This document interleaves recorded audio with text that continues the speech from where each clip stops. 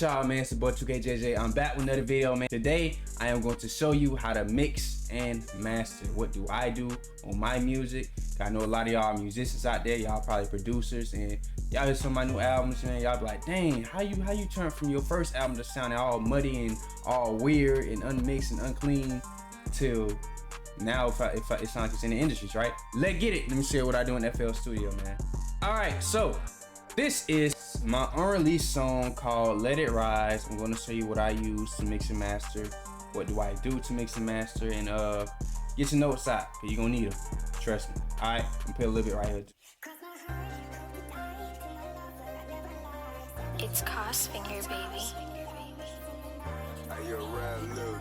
Show the Lord I let her rise.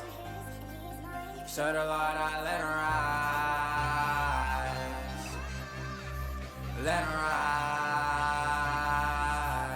Let her rise. Let her rise. Let her rise. Let her rise. Yeah. Let her rise. Jesus King, I was just deep in that sin. Y'all had changed the scene inside my head. Now I see through a new lens. I had to tote that cross and kill my flesh. Every day it's new test. Alright, that's all y'all hearing. Y'all gotta wait to the album. Alright, so look.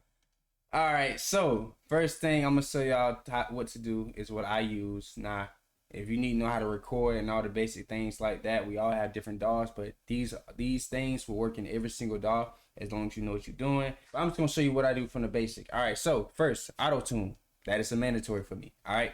Now, everybody auto tunes can sound different. I like mine humanized at 100. I like my input tight, sometimes low male, sometimes alter tenor, depends how I'm feeling. And it does matter, trust me. Retune speed, I like mine around 7 to 14. That's just how I like mine personally. And obviously, you gotta find the key of the song. This is 140 BPM. This is a 140 BPM song. But how I found my BPMs and my keys to my song, you can't find it on YouTube. I go to tunebat.com. If I bought it from somebody, I just drag it in here, click key and BPM finder. Go down, boom, boom, click and drag the beat, whatever from the file, put it in here, it'll show you the key minor. The key, matter of fact, I'm just show y'all, for example.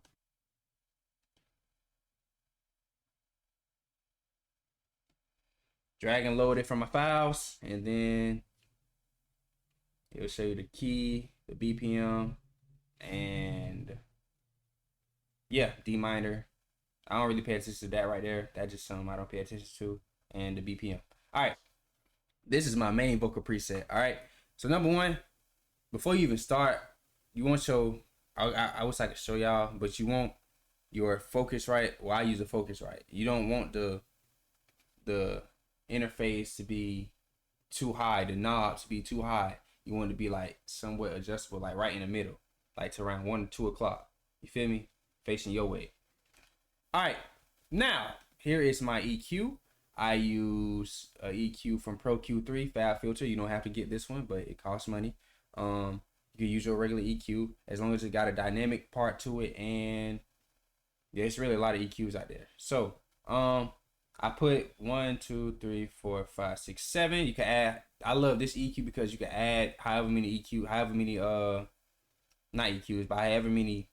I want to call them dots just for now. I forgot what it called, shelves or whatever. However many dots you want, you can put it down, up, da da. Y'all had changed the scene inside my head. Now I see through a new lens. I had to tote that cross and kill my flesh. Every day it's new tests. Devil can't steal my moment or the plans. God told me represent life full of peace, mind full of rest, and repent. Alright, you get the gist. So here's how mine. Alright, so here's how I do my EQs right here, and I'm gonna explain all this. If you know about EQs, if you don't, I'm going to explain it. So this is the low shelf. This is called the low shelf. I keep mine around for my specific background in my room and my mic. Everybody's mics is different. All right. I keep mine around, I want to say 40. I want to put this as 40, even though it don't show 40, but I put mine around 40, right? I just drag it like this.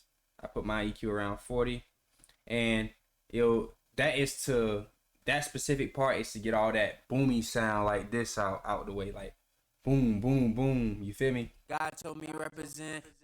All right, you hear that boom sound?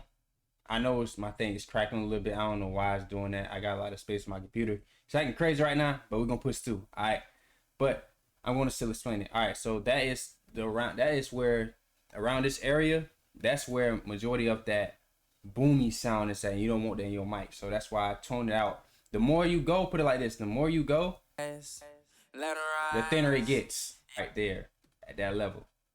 I don't put too much. Force the maximum I'll go in that area. Really with all of them, I'm going no lower than 4 dB. Cause you don't want to take too much out, and no higher than probably like 2 or 3 dB.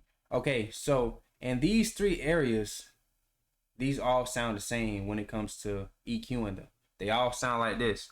It's up to you to use your ears to find each of them and pull them down. I pull mine no lower than 4 dB. That's just how I do mine. Put it like that. Around one this is 1000 hertz. Around this number of hertz, this is where the clarity of the vocal at. This is where the clarity of how dull or how crisp you want your vocal to be. For example, if I play it and I pull it all the way down, it's gonna sound weird. Watch. Let her rise. But if I play it up, yeah, let her rise. See how weird that sound? I was just deep in the sin. Y'all had changed the scene inside my head. Now I see through a new. Now the 4000 hertz area, this is where also your clarity of vocals at. So that's where the brightness of the vocal is at. But also that's where the sharpness of the vocal at. Like, you ever heard a track and it made your ears hurt because you got that whistling sharp sound? That's what that area is at. So you want to really learn how to bring it up, but at the same time, this is why I love dynamic EQing, because it also helps you control the EQ without taking the whole thing down. Like, for example, if I want a dynamic EQ right here, right, instead of bringing this down to where it's at, I'll keep this right here. I'll right click, I'll put make dynamic, and then I'll bring this down like this while I still stand right there. This area right here, this green one, well, this turquoise color one, the 6400 hertz, right? That is where the breath of the vocal at. That is where the air of your vocal is at. So if I pull this all the way down, it's not going to sound like it's so much air into it. It's going to sound flat and dull, right? For example, let her rise. See how it has no air in the end? But if I bring it too high up, I was just deep in that sin. It sounds like it's sharp also. So that's where you got to find a balance. All right, so next I have a compressor. Now, this took a long time for me to understand about compression. I used the CLA 76. You can use your own compression. I use the CLA 76 for my compression. I keep mine around 20 to 30.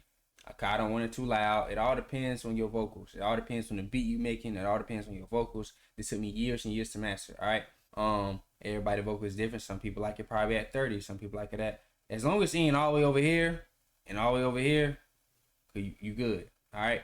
So just find that balance with your ears. It's all about your ears. Don't think too much on it. All right. So when it comes to the attack and the release, the attack of the vocal is basically where when you making it and how fast your vocal compressed. You always want your attack to be around 1 to 3. As you see, mine is around 2.72. And you always want your release to be around 5 to 6. You feel me? You don't want it too far out. You don't want it too far in. But if you have a tight release and a tight attack, it's gonna sound weird. Now you need a de-esser. A de-esser will get them S's and them T's. It don't sound too jarring to the ear. It don't sound too harsh on the ear, right? That's what a de-esser is, right? So I keep mine around 43. Now Vocal Synth Pro, this is to make my vocal sound thick, right? I'm gonna play a little sample of it, but this is to make my vocal sound thick. I cut all this off. I leave this on. No, I'm sorry. Only thing I mess with is the mix, because this usually be all the way up. I pull it all the way down, and the width. I keep mine around 21. This makes your vocal sound more stereo. It makes it sound more thick. It don't make it sound as thin and soft. You know, it makes it sound more thick and around the room, right? But if I cut it off, you're gonna hear it. All right, watch. Let her rise. Yeah. Let her rise. This with it on. I was just deep in that this with it off. Y'all had changed the scene inside my head. See how thin it sound? I had to tote that cross and kill my flesh. Every day it's new tests. Devil can't steal my moment or the plans. God, see how thick it sounds now? Now you gotta have headphones on there now you have to have headphones on to hear the difference. But it sounds thin when I had it off, and it sounds thick and more around the room when I have it on, right? All right. So delay. You can use any delay you want. I keep mine like this. I don't really play with it too much. I keep the level low. Sometimes I keep it high. All right. So now We are on to, oh, I'm sorry. I'm tripping. This for any DAW. I forgot to put this in the start of the video. So anytime I'm about to record a vocal, I never leave my vocal track on my master track. I never record like that. I always record different, right? I'll always leave my main vocal track and I sidechain it. Not sidechain, I'm sorry. I don't sidechain. I take it off the master track because by default it's going to look like this. It's going to say if this is my main vocal, say if this is this, and how you see how this connected to this. You don't want to be like that. You want to take it off and you want to connect it next to it, right? That's what I did with this. I connected next to it, right? As you can see right here. And then I leave the insert track to the master, because if you don't leave it there, it's not going to play anything. You're not going to hear your vocals, right? So this is my reverb for my main vocal, right? I use the Rev Plate 140. That is the reverb I use. Now, people always ask, how you get a good, clean reverb on your vocals and all that? It's math. People don't understand it's math to reverb, right? So the formula that I got from my dog, Help Me Devon, right? Go follow his YouTube channel. He teaches me a lot about mixing and he teaches you all about mixing and mastering, right? I use the formula 60,000. You might want to write this down. 60,000 divided by the BPM. The BPM is 140. That's the time of the beat, the speed of the beat, right? Equals to MS, right? And then you do the MS times 2. And you times 2 it until you get to a 4-digit number, for example. So I times 2 it until it get to the 4th decimal, right? Like you see, it's 1,714. Now I put this decimal right here. Now it is a 4-digit number, right? You want to times 2 it until you get a 4-digit number. Then you want to put this decimal all the way to this, right? Behind the first digit. And that's your decay time. Your decay time is right here, right? I know this is a little different. I just balance it out. I put mine between like 1.7. I know that is 1, that's 2, that's 3. So yeah, you get the gist of it. And then you divide it, right? You divide it by 2 until you hit a number under 90, right? Divided by 2, still not under 90. Divided by 2, still not under 90. Divided by 2, still not under 90. Divided by 2, it's at 107. Divided by 2. Now, this is your reverb. This is how you calculate your reverb to get the perfect reverb time. 53. That's my reverb. Don't worry about the other numbers. 53 is the reverb timing. I go down here. I go to my pre-delay. That's how you find your pre-delay time. That's what makes your reverb sound clean, right? But there's other things to it that I'm going to show y'all, all right? So now it's at 53. You put at 54 if you want to. And that's what makes your pre-delay sounds on time and with your vocals, you know, versus it sounding just off and weird. And it sounds like your reverb is all out of whack against your vocals. All right. So the second thing I do is add a EQ on my reverb, right? Because if you don't want all that all around. That's the best way I can explain it. You don't want all that reverb sound just sound muddy. You want it to sound crisp and clear with your vocals. You don't want it to take over your vocals, right? The lift, I put a high shelf filter on, and then I drag this from all the way over here to around 500. And then I drag this from over here to over here, right? That's all I do. Because if you don't, it's going to sound weird. Put it like this. The tighter it is, the less you will hit a reverb. Now, the next thing I use is a fruity saturation, right? A fruity saturation. You need a saturation. I use this one. This costs money. This basically makes your vocals sound more alive. It makes it sound more pop and less thin, right? So much into it. It makes it sound more alive. Like, oh, you're really there. You feel me? In the moment, right? That's what I use on my reverb to make the reverb sound like that. And that's what I use on my main vocal to make it sound like that. You can copy my settings if you want to, if you got the fruity saturation. If you don't, just get a saturation, play with it. I keep mine at 50 on both of them, band 1 and band 2. We're gonna go to my ad libs.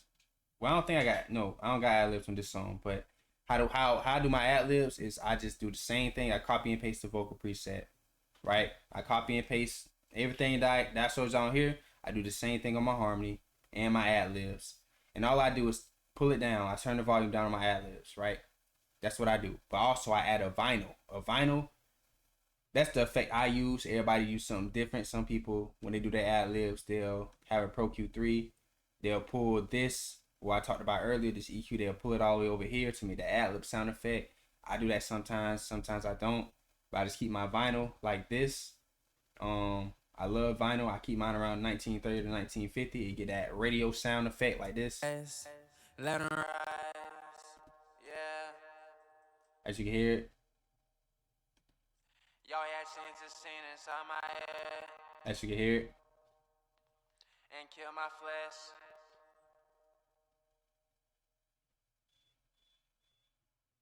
Mind full of rest. So, for example, with the stereo shaper, I do this. I click this twice. And then it'll show up this preset right here, and then I just pull this up a little bit because what it does is opens up your vocals. But I like mine a little closed in because I don't want it to sound too much open where it sound like I'm saying the same thing twice in my ad lib because it got a horrible weird vibe to it. For example, you can hear it. Y'all had scenes to scene inside my head Now if I have it all over here, and kill my flesh. now it just sounds like it's doubled. You hear it? Last thing I do is I connect all my vocals that I recorded in. I connect my vocal tracks. I connect it to this right here. I put another insert. I add a vocal doubler. Same thing with a harmony. I put it to the same track as the vocal doubler. What a vocal doubler is it makes the vocal sound thicker. It makes it sound bigger, right? It makes it sound bigger over the track. You don't want it too big because now it's gonna sound like the vocal is outside the track. Even though the quality of the vocal sounds good, but it's too big over the track. Now you're just hearing this and the track sound like this. The higher you go, the thicker it is. Put it like this. I'm gonna just show you better than I can tell you. Let 'em rise. Listen. Yeah, let 'em rise. Jesus King, I was just deep in that sin. See how big it sounds over the vocal? Inside my head. Now I see through a new lens. The beats. Alright. This is what I use on my beats. Don't worry about the Fruity Love filter. That is a preset that I use for like the underwater effect. You ever heard some beats and songs that sound like it's underwater, then it rise back up at a certain part? That's all that is. Alright. Now you need this. You need this. If you don't either rap on your own beats and make your own beats and have your own stems to your beats, this is what you need. You need a track spacer. This is called a stereo shaper. What it does is it blends in your vocals with the 2-track, right? That's what the stereo shaper does, right? So what that does is it opens up the instrumental. When I say instrumental, I mean like the violins, the guitars, the pianos, the sound effects. It opens all those up so it don't sound like that your vocals are fighting against that, right? That's what the stereo shaper does. And also, it makes your 808 sound harder. See, the more you do it, the more you open it up. I'm going to play it. I'm going to show y'all. Listen to the vocal. If you got headphones on, listen to the vocal and listen how the vocal is played with the smack attack on, with the transient shaper, and without it. It's going to sound completely different. You got to listen though. All right, here's what it on. Let 'em rise, yeah, let 'em rise. Jesus King, I was just deep in that sin. Y'all had changed the scene inside my head. Verse with it all. I had to tote that cross and kill my flesh. Every day it's You hear how the beat is louder than the vocals now? Just with it on. You heard how the beat became louder than the vocals. You probably got to replay it. You heard how the beat became louder than the vocals. That's what the stereo shaper is for. Because a lot of people think, oh, you just turn down the vocals or you turn down the beat and then it just balance out. That's not how it works. I promise you, I tried it. That's not how it works. All right. You need the stereo shaper. How you turn your beat down? It's called gain staging. You gain stage your beats. All right. This is now my dog come with a game stager. A lot of dogs don't come with a game stager. Mine do. So I just turn this knob down till I find it balancing with my vocals. All right. So now the EQ. I leave everything straight and simple. This is the regular EQ. This is the DAW EQ from FL Studio. Everybody got their own DAW EQs. Some's better than others, some's not. So I just put a low shelf on the end of it. I bring it to this area right here around 40. I don't never go over 50 hertz when it comes to this area because this is what the 808 at. You ever heard a song when the 808s was hitting so hard that it felt like they were sucking in the vocals? Like anytime you hear the rap bill, for example, it'll sound like this. Dun dun dun dun boom. Like, you ever heard the 808 do that? It's sucking the vocals. That's because they haven't EQ'd this area on the track itself, on the beat itself. I'm sorry, they haven't EQ'd this area where it comes to where you have to EQ it and pull it out a little bit, because you don't want to pull it out completely like this. You don't want this to be a straight line, because now you're taking out too much of the 808. You want to be slanted. You don't want to take too much out of it. If you go too thin, if you go too much to the right, it's going to take the 808 out. For example, I'm gonna play the beat by itself, and I'm gonna show you how it sounds versus with 808 in it versus with it not. See how flat it sounds with the 808 hitting versus without it sounding so flat. See how hard the 808 hitting? That's what you want to be at. You don't want to put too much, you don't want to put too little. Imager, this is very important. The Ozone 9 Imager, this is what I use. Ozone 9, this is probably the most expensive plugin on my preset, how I set it up. Ozone 9 in general, right? So what I do is I space it out. Just to give y'all a brief description, 0 to 100, that's basically where the 808 is at in the sub. You want to keep that. These are the bands that control it. For example, this is 1 1, 2 2, 3 3, 4 4. Just to explain that, 4 4, right? So with a 1 1, you want to keep it around mono. Down is mono, up is stereo. Stereo is like this, mono is like this, right? This is very important with the beat also. 5K hertz, this area, this is where your instrumental is at. But also, this is where your low type vocals is at, if that makes sense. You also want to keep that mono. That's she's -6, that -7, that's down, that's mono. You want to keep both of those mono. But when it comes to this area, this is where the brightness of your vocal at. You don't want it to compete against the instrumental. So now I keep that at stereo. And then I also keep this stereo. This is where the harshness of the hi-hats and all the snares and stuff, that's where that at. That's what frequency that range this at, right?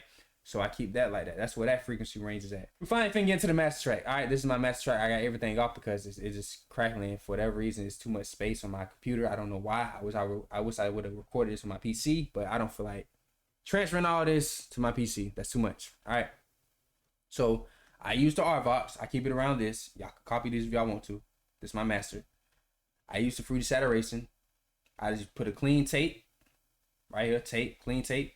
I bring it up a little bit. Just add more aliveness. That's what saturation does. Saturation adds more aliveness, if that's a word, to your whole song overall. Ozone 9. Now this is a lot. I put an equalizer. I put a mid side EQ. Instead of the mid, I put the mid like this, and I put the side like this. Now this is important because you ever heard a song that sounds so good? Every mixer know what I'm talking about. It sounds good in the headphones, but the moment you put it on your phone, it sounds horrible. That's because you got to learn about side chain EQ. And how I found out about this was some research, and I also use a thing called the NS10 effect. Right? This is overall where all the main vocals and everything is pushing towards. Right? The master track. If you cut this off, it's not gonna play no sound. All right. So this is how I found the NS10 effect. NS10 is basically some headphones, some specific type of speaker that you could buy. It helps you diaphragm the mid-range frequency, so it can help you understand, okay, this is where it sounds harsh at when I play it on my phone. This is where it sounds harsh at when I play it on a whole different tablet versus my speakers when it sounds perfectly fine. But on my phone, it sounds horrible. You need to learn how to do the NS10 effect. Look that up. NS10. I go back to Ozone. I go into EQ. I put the mid EQ. This is my personal frequency ranges that I heard it at. I heard around 600, 1K, 3K. That's why I heard it at in mine. But you gotta learn how to use your ears. That jarring sound, you want to pull that down. Not too much to sound weird, but you want to pull it down. That's the mid one. Now the side EQ is what happens on the sides. The same thing I did on my beat when I told you about the 808. That's the same thing I did right here. Just to add extra headroom to my master track. All right. Now the limiter, I use a vintage limiter and a maximizer. That is what controls how loud your track is, right? Overall, how loud your track is overall. If you don't have a maximizer and a limiter, your track gonna sound dull every platform you send it to, right? So only reason I use a limiter and a maximizer, they both work the same way. Only reason I use them differently because I don't want to put too much work on a maximizer or vice versa on a limiter. And now I feel like I'm just cramming everything up. You want everything to be spaced and fluid. And the Youlean loudness meter, this is free. This is basically telling you how loud your track is. You want your track to be around -6 to around -8 to -6 dB. Anyways, that's how I mix and master my songs, man. Stay positive, stay blessed.